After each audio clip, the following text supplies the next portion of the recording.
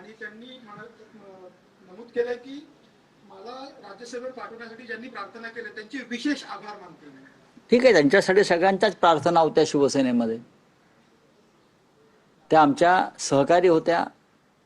प्रियांका चतुर्वेदी ह्या राज्यसभेमध्ये उत्तम काम करत होत्या, पण गणित जमत नसल्यामुळे त्यांना दुर्दैवानं राज्यसभेच्या बाहेर राहावं लागलं. जर गणित जमलं असतं, जर पवार साहेब निवडणुकीला उभे राहिले नसते, तर ही जागा शिवसेना 100% लढवून विद्यमान राज्यसभा सदस्य चतुर्वेदी यांना ती जागा द्यायला कोणाचीच अडचण नव्हती.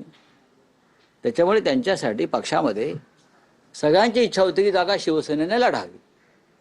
पण जेव्हा पवार साहेबांसारखा नेता उभा राहतो आणि सगळ्यांनी ठरतंय की बाबा आपण त्यांना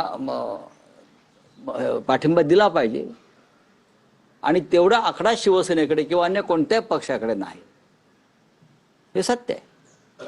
काल रोहित पवार राज्यसभेचाच विषय आहे की भाजपने 4 उमेदवार जे घोषित केले त्यात रामदास आठवलेंना त्यांनी पुन्हा राज्यसभेवर पाठवले, 2 नवीन चेहरे. पण लक्षवेधी उमेदवारी आहे ती विनोद तावडे यांची. बरं, जवळपास 2019ला त्यांना विधानसभेत नाकारण्यात आलं पक्षातर्फे उमेदवारी, आणि त्यानंतर जवळपास 6 ते 7 वर्ष पक्ष संघटनेसाठी काम केल्यानंतर त्याचं फळ म्हणून त्यांना राज्यसभेवर पाठवण्यात आले. त्यांचं राज्यसभेवर म्हणजे राजकीय पुनर्वसन असल्याचंही म्हटलं जाते.